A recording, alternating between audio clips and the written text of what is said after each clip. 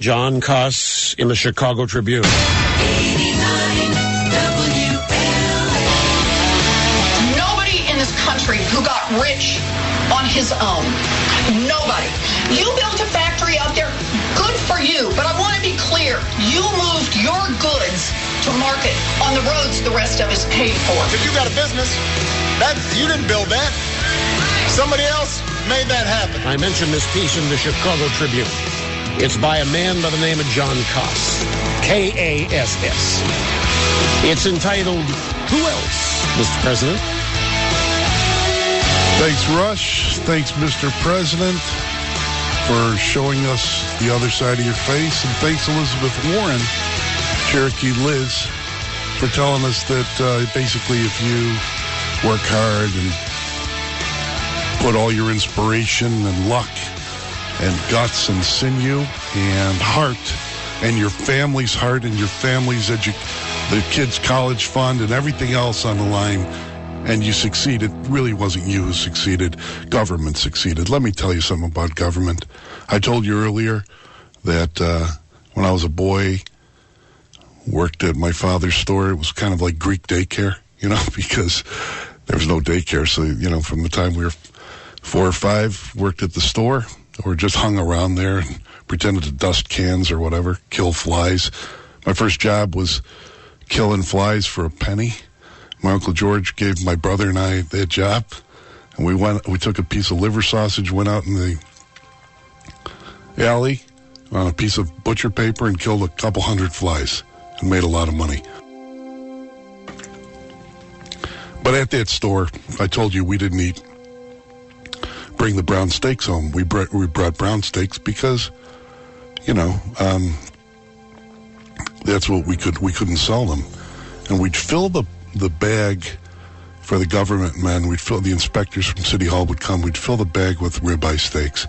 And they'd look at us and say, with a smile, and say, "Thanks, Greek." Thanks, Greek.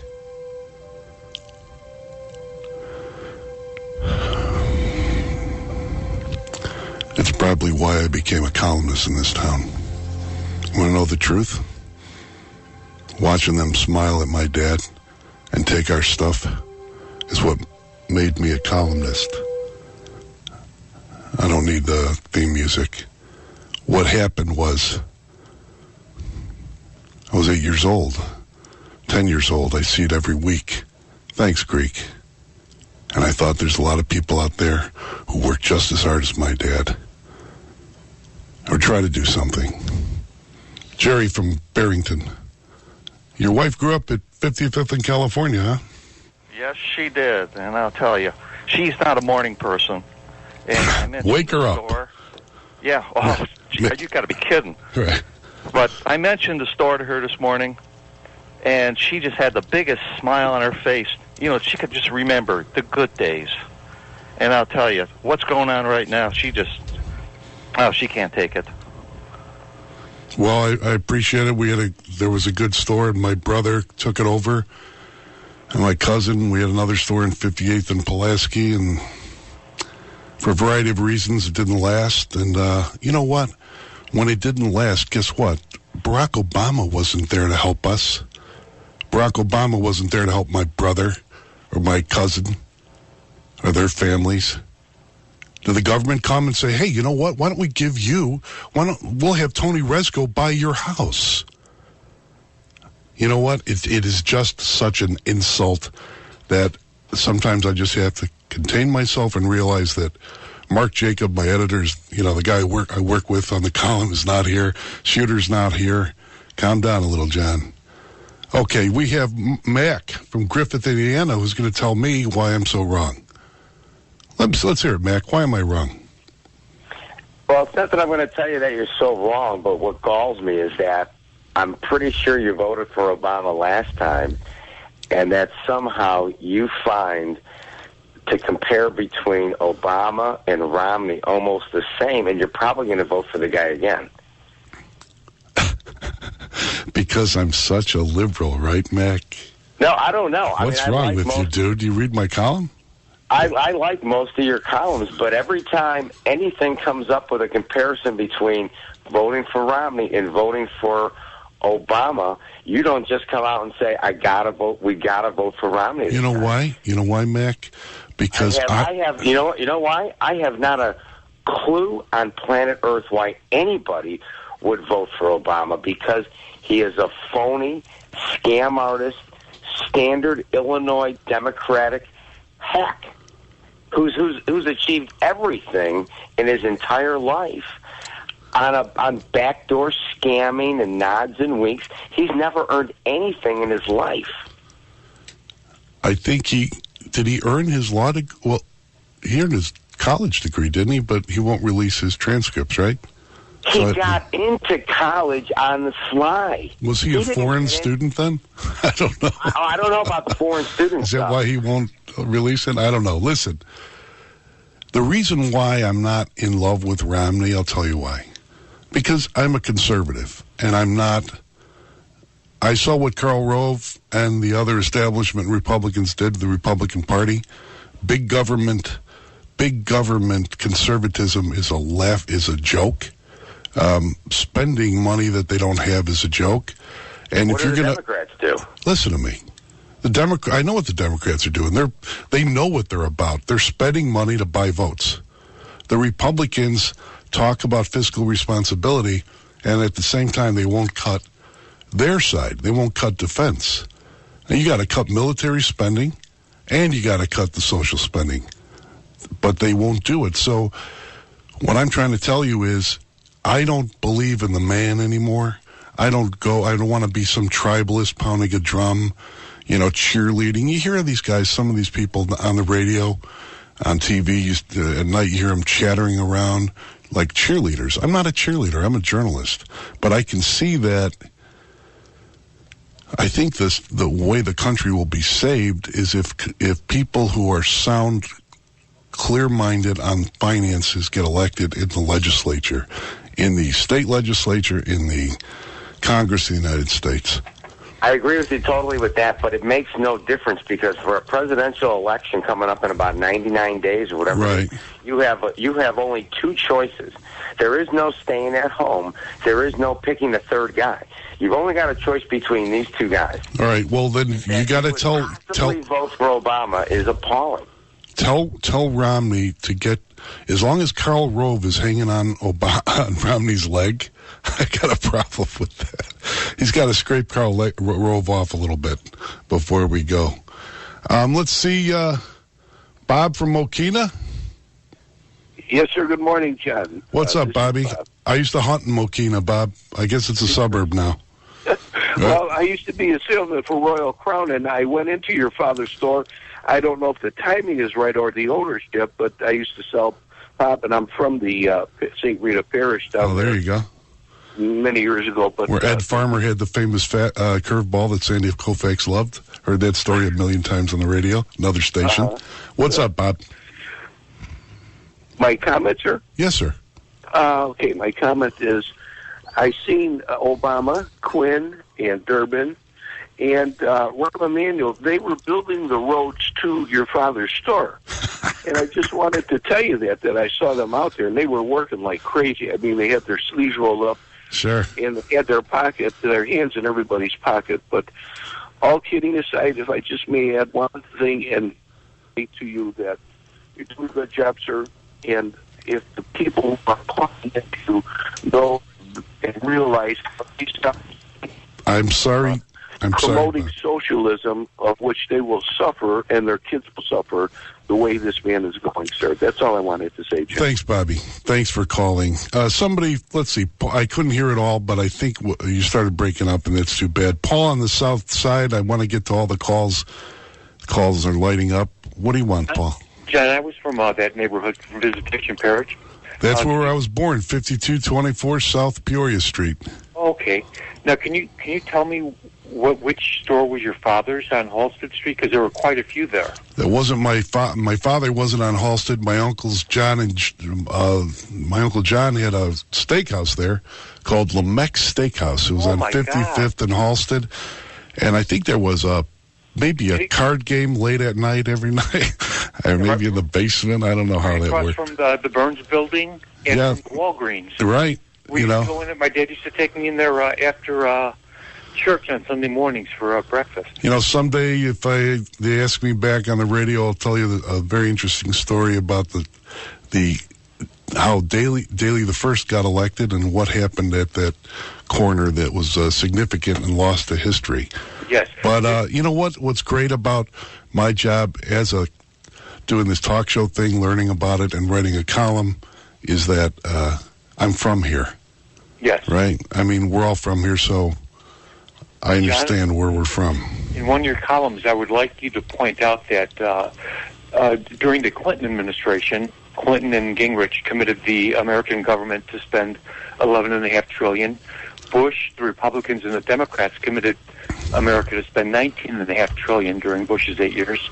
And if Obama wins, if Obama wins 8 years, he will commit with the Congress America to spend upwards of 33 or 34 trillion. And I don't know if the Chinese have that much left either. So, Paul, we're going to be a debtor suburb to China. Don't worry about it. Listen, we got to go to break now. I want to get the other calls in. We'll be at break, and we'll come back in a minute. 89 WLS. An ABC News update is just minutes away. 89 WLS. And online at WLSAM.com. John Kass in the Chicago Tribune. Hey, good morning. 89 WLS. It's John Kass filling in for Jake, Awake with Jake. And the number here is 312-591-8900. In a few weeks, August 18th, I'm going to have my big Tribune pig roast. I'll be up all night with Washburn Trade School and Sweet Baby Ray's, and we're going to be cooking some pork. We're going to have cold beer. I'm going to hang out with you guys. Whoever wants to show up, check it out at Trib Nation. I hope to see you. In the meantime, while we were on the break, I was, the new media now. You just don't write just 4 newspaper columns a week. Now you tweet and go on Facebook and everything else, so you really don't have a second to do anything. So during the break, I tweeted that I was on the radio and I said I have a voice for sin and a face for newspapers. And I meant to say I have a voice for newspapers. So I don't know where the sin came from, so please, I can't retreat that now. But I don't know. Do I have a voice for sin? I don't know. I really can't tell. In the next hour, we're going to talk about how you best use a pillar of salt to season your Chick-fil-A sandwich, and the Moods of the Month column. And we're going to have a guest, Dan Michalopoulos, who is at the Sun-Times and a good friend of mine and one of the best reporters in town. In the meantime, we're going to take a few calls, and I just want to take some, too, that disagree with me, like William on the South Side. Hey, William, are you there? Did David Axelrod call you and tell you to call me, or how's it going? I just been a liberal all my life. I was against the Vietnam War at age 14. I used to be a liberal, too, William. What's up? Well, first of all, the Chicago Tribune was outstanding news carrier the week in January 1968, so I know about hard work. I used to get up every morning at 5 o'clock going to deliver my papers. I did it for 4 years, delivered during the blizzard of 67, but that's just a little rundown. But anyway, I want to say this. What Obama said when he said you didn't do it on your own, I don't think it's a blanket statement to everyone. It was just this idea that he's saying that some people made it with the help of others, whether the teacher, whether the family members coming together, whether it was a loan from the bank or something like that. That's what he was saying, and you're taking all that out of context. Actually, I'm not, but I think he was saying what you're saying, but he also said what I said. He said he didn't do all that. He was talking about the roads, and no, he wasn't. Many businesses come into business, and they have to redo the whole infrastructure, say a Walmart or something. They've got to get tax deals and all that kind of thing, and then they go into building the infrastructure, like putting in new sewers and everything. Who does that? Well, you need political guys like former state senators to make sure that the lights and the traffic lights are where you want, and you need the other political guys to do the roads, and you need the other political guys to give you the sewer. And I just remember Obama's mentor, one of my friends, a guy I like, Emil Jones, the state senate president, who, when he was Obama's mentor, was also state senate president and a city sewer inspector. And I don't think Emil ever got those alligator shoes dirty, not once. It was Eisenhower who put in interstate structure. He, went across the country back. Right. And, Are you worried? Do you think that, I guess we'll agree to disagree here, but are you worried that this thing has been a turning point for Obama? Because I say in Sunday's column, which I'll give you a tip now, I still think he might win, but I think it is a turning point. What do you think? I think two things. First of all, I don't see it as a turning point with those that want to vote for him before. I'm going to vote for him now. And also, I'd like to say this: your parents worked hard, and I applaud them for that. And I don't know how much work you did with them, but anyway, they never got rich, and that goes into what that guy, what's the black guy that was running for president? Remember him? Barack Obama? No, the other black guy, Republican. Bill Clinton? No, the Republican that was in the primaries and whatnot. Oh, 999, 955, whatever. If you're not rich, blame yourself. So a lot of people are angry out there, and they want to take it out on someone. They just take it out on Obama. All right, then. Thanks a lot, William. Even though we disagree, we're going to go to a man who I think, from reading his name, knows about the Mutza. His name's Harry. He's from Oak Lawn, where we moved. Harry Akuris, are you there? Yes, sir, I am. How are you? Nice to talk to you, Mr. Kass. Harry, so your family has a restaurant? Yes, I'm. In fact, I'm right down here right now. I'm at 74th and Ashland in Inglewood. So before the inspectors come down and descend on you, and we all know how that works. Can you explain the Mutza to the readers? Well, I'll tell you what, John. My Greek isn't that good, and I'm not familiar about the Mutza. All I know, John, is that the government. Maybe they built the infrastructure and everything, but they did it with tax dollars, our money. Right. And my dad worked hard. He opened up here on this corner in 1936, and I'm still here. He opened up a year before I was born, and I'm still working every day, trying to make a living for my family. And I don't know where he says that we did not do it alone. I know how my dad did, just like your dad. Right. And it's so frustrating for older people now, where we're taking a chance on losing everything that we have worked for under this man, the way he's doing things. Whether he cares about us or not, I don't know. But if he does get reelected, like you mentioned that he might, it's not because of what he has done for the country. It's because of who he is. Well, it's going to be the country has to decide what it wants to be. And they have two very imperfect men, as always, right? You don't have the perfect person. The establishment parties on both sides kind of get the same kind of personality, and they don't want it to go too far one way or another, although Obama's taken it pretty far to the left. This is John Kass, 89 WLS. We'll get more of your calls after this break. 89 WLS.